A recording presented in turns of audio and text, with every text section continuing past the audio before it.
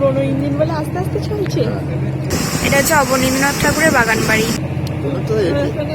আমি খাবো না। হ্যালো গাইস, তোমরা সবাই কেমন আছো? আশা করি তোমরা সবাই ভালো আছো, আমিও খুব ভালো আছি। আজকে কোথায় এসে গেছি দেখো, গঙ্গায়। গঙ্গায় এপার থেকে ওপারে যাব, লঞ্চে চাপবো, লঞ্চে করে যাব। তো অনেকদিন লঞ্চ চাপিনি, তো তার জন্য লঞ্চ চাপতে ইচ্ছা হলো, তাই আর কি চলে এলাম। হ্যাঁ, এটা হচ্ছে কোন্নগর ফেরিঘাট। আমরা এখন এসেছি কোন্নগর ফেরিঘাটে, তিনজনে আছি। এই যে আর একজন আছে, আর একজন ওই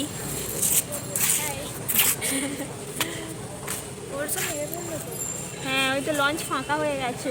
তো চলো, ওই যে লঞ্চ একটা ঢুকে গেছে, ওই যে লঞ্চ ঢুকে গেছে। তো চলো আমি এবার চলে যাই, লঞ্চে গিয়ে আবার তোমাদের সাথে কথা বলছি। চল, কোন দিক দিয়ে যেতে হবে? ওই দিক দিয়ে। তো চলো গাইজ, এখন টুকুর টুকুর করে যাই। চলো চলো, লঞ্চ ঢুকে গেছে একটা। তোমাদের সাথে একটা কথা না বললেই না, সেটা আজকে আমি তোমাদের সাথে শেয়ার করছি। ইউটিউব প্ল্যাটফর্মটা এমনই একটা জায়গা, এখানে কিন্তু প্রচুর খাটনি করতে হয়। হ্যাঁ, যারা নোংরামি করে ভিডিও করছে তাদের ভিডিও হয়তো খুব তাড়াতাড়ি ভাইরাল হয়ে যাচ্ছে। এটা তোমাদের সঙ্গে শেয়ার করছি এই কারণেই, এই রিসেন্টলি আমি একটা চ্যানেল দেখলাম, চ্যানেলটা একদমই নতুন, হার্ডলি ৩-৪ মাস বয়স চ্যানেলটার, কিন্তু চ্যানেলটাতে প্রচুর ভিউজ। হঠাৎ করে একটা ভিডিও আমার চোখের সামনে চলে এলো, তাই আমি চ্যানেলটার ভিতরে ঢুকলাম। আর থাম্বনেল সেই লেভেলের একটা থাম্বনেল দেওয়া ছিল, সেই রকমই একটা থাম্বনেল দেওয়া ছিল, সেটা আমি তোমাদেরকে বলে বোঝাতে পারবো না। তাই থাম্বনেলটা ক্লিক করে ভিডিওটার মধ্যে একবার গিয়ে দেখলাম, ভিডিওটা 3-4 দিন আগে ভিডিওটা আপলোড করেছে। ভিডিওটার ভিউজ দেখলাম 2.5 লাখ ছাড়িয়ে গেছে। ভাবতে পারছো? আর ভিডিওটা সেই লেভেলে নোংরামি, মানে আমি তোমাদেরকে বলে বোঝাতে পারবো না যে ভিডিওটা কতটা নোংরামি ছিল। মানে কি করে যে মানুষ এতটা নিচে নামতে পারে আমি জানি না।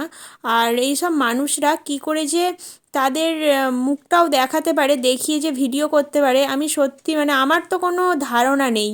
তোমরা ভাবো, একটা ভিডিও কতটা কষ্ট করে তৈরি করি, ডেলি ব্লগ করি, আমাদের মতন হাউসওয়াইফরা সবাই এই ধরনেরই ভিডিও করে থাকি, তো সেইখানে ভিউজ আসে না। এইসব নোংরামি যারা ভিডিও করে তাদের কত কত ভিউজ আসে, আর আমরা এত খাটাখাটনি করে ভিডিও এডিটিং, সারাদিনের কাজকর্ম শ্যুট করে তারপরে আমরা একটা ভিডিও আপলোড করতে পারি, তারপরেও সেরকম ভিউজ আসে না। আর সেই দেখে তো স্বাভাবিক ডিমোটিভেট হয়ে যাই। মানে আমি কেন, আমার মতন অনেকেই এরকম ডিমোটিভেট হয়ে যায়। তোমরা ভেবো না যে তোমাদেরকে ডিমোটিভেট করার জন্য আমি এই কথাগুলো বলছি। সৎ পথে সৎ কাজেও কিন্তু ভিউজ আছে। তবে হ্যাঁ, নেগেটিভ মানুষদেরকেই আজকালকার মানুষ বেশি পছন্দ করছে। আমি পারবো না বেহুশে কিছু কাজ করতে, আমি কোনো নেগেটিভ জিনিসও দেখাতে পারবো না, আর নেগেটিভ কথাবার্তাও বলতে পারবো না। আমি যতটুকু যা করব সৎ পথে থেকেই করব।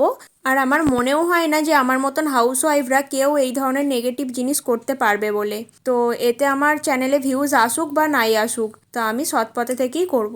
জানি না কারা এইসব করে, তাদের ফ্যামিলিতে কেউ আছে কি না আদেও, আর তারা কত সুন্দরভাবে মুখ দেখাতেও পারে। যাদের খারাপ লাগবে প্লিজ আমাকে কিছু মনে করো না, কারণ আমার মনে হয় ওই রকম কাজকর্ম করে আর রাস্তায় ওঠা যায় বলে। কারণ ফ্যামিলির একটা রেপুটেশন থাকে, নিজেরও তো একটা রেপুটেশন থাকে না।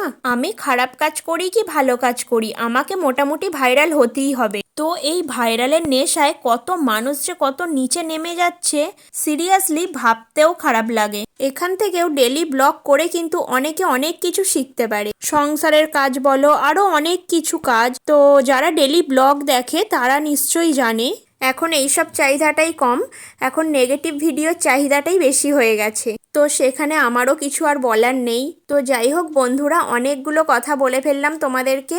আমার কোনো কথাই যদি তোমাদের খারাপ লেগে থাকে প্লিজ ছোট বোন হিসাবে আমাকে মাফ করে দিও। তোমাদের সঙ্গে এইসব কথা বলতে বলতে আমি যে কোথায় আছি সেটাই তোমাদেরকে বলতে ভুলে গেছি। এখন আমি আছি পানিহাটি গঙ্গার ঘাটে। তো আমরা কোন্নগর লঞ্চ পার হয়ে পানিঘাটি চলে এসেছি, পানিহাটি ঘাটে চলে এসেছি। এসে ঘাটের মধ্যে তিনজনে মিলে একটু আড্ডা দিচ্ছি, বেশ ভালো লাগছে। এখানে অনেকে বসে আছে আর আমরাও বসে পড়েছি, আমাদেরও খুব ভালো লাগছে।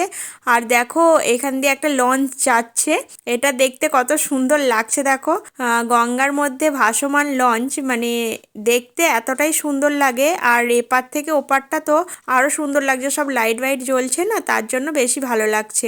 আর জানো তো, গঙ্গার পাড়ে বসে বসে চপ খাবো বলে কিছু চপ টপও কিনে নিয়েছি। আমি এখানের দেখলাম এই যে ফুরুলিটা, এটা 2 টাকা দাম। 2 টাকার ফুরুলি বেশ ভালো খেতে, জানো তো। আমি কোথাও কিন্তু দেখিনি যে 2 টাকার ফুরুলি। আমি ফার্স্ট টাইম 2 টাকার ফুরুলি খেলাম, বেশ সুন্দর খেতে। আর আমি এখন যেটা খাচ্ছি সেটা হচ্ছে ধোকা। ধোকাটাও বেশ ভালো খেতে। তোতনকে আবার খাইয়ে দেখালাম, আমি বলছি তোমার কেমন লাগছে, ও বলছে আমার ভালো লাগেনি। যাই হোক, আমার খুব ভালো লেগেছে। এখানে বেশ অনেকটাই টাইম কাটিয়ে ফেলেছি। এইবার ওই পারে চলে যাচ্ছি, মানে হচ্ছে কোন্নগর ফেরিঘাটে চলে যাচ্ছি। আর তোতন গেছে টিকিট কাটতে, লঞ্চের জন্য টিকিট কাটতে। তো টিকিট এখনও কাটা হয়নি, লঞ্চটা কিন্তু এসে ঘাটে দাঁড়িয়ে আছে। লোকও ভর্তি হয়ে গেছে, জানি না আমরা এই লঞ্চটাতে উঠতে পারবো কি না। তো তারপরে ও বললো টিকিট কাটা হয়ে গেছে, এবার যাচ্ছি। আরও এই লঞ্চটাতে ওঠার ইচ্ছা হচ্ছে, একটাই কারণ, লঞ্চটা একেবারে ফাঁকা, খোলামেলা। মানে আগের বার আমরা যে লঞ্চটাতে এসছি অনেক ঘেরাঘুরি ছিল, এটা একেবারেই ফাঁকা, খোলামেলা, মানে খোলা আকাশের নিচে বলতে পারো লঞ্চটা। তো তার জন্যই আর কি আমাদের বেশি পছন্দ। কি খাচ্ছিস? এখনো ফুরুলি আছে একটু, আর একটু আছে বলে খাচ্ছি।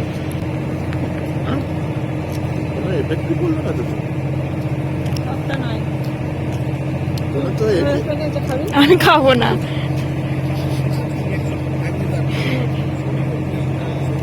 এরকম ওই তো আর একটা লঞ্চ আসছে। হ্যাঁ, মানে এইটা মাঝখানে চলে এলে ওইখান থেকে ছেড়ে দেয়। আচ্ছা, এরকম এই লঞ্চটা আবার দেখ পুরো ফাঁকা, তার জন্য আরো বেশি ভালো লাগছে। ওটা হ্যাঁ ছিল না, এইবার মনে হয় টানবে, এইবার টানবে। ও এতক্ষণ ছাড়েনি বলে। এটা পুরনো মডেল ইঞ্জিন, পুরনো ইঞ্জিন, গাড়িটা আস্তে আস্তে আস্তে আস্তে যাচ্ছে। ওটা নতুন ইঞ্জিন, পুরনো ইঞ্জিন বলে আস্তে আস্তে চলছে।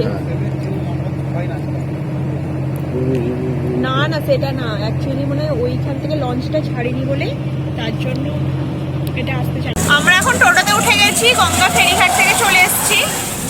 গঙ্গায় এপার থেকে ওপার, ওপার থেকে আবার এপারে। ভালোই লাগলো, বেশ ভালোই ঘোরা হলো। আর বনুর অবস্থা দেখো, ও ঠান্ডাতে পুরো চাদর টাদর মুড়ি দিয়ে গুটিয়ে সুটিয়ে বসে আছে। তো যাই হোক, ভিডিওটা কেমন লাগলো তোমরা কিন্তু অবশ্যই আমাকে কমেন্টে জানাবে। আর ভিডিওটা ভালো লাগলে একটা লাইক, শেয়ার আর সাবস্ক্রাইব করতে ভুলো না। তো চলো, আমার পাশ থেকেও কিন্তু তোমরা সবাই। আজকের মতন টাটা।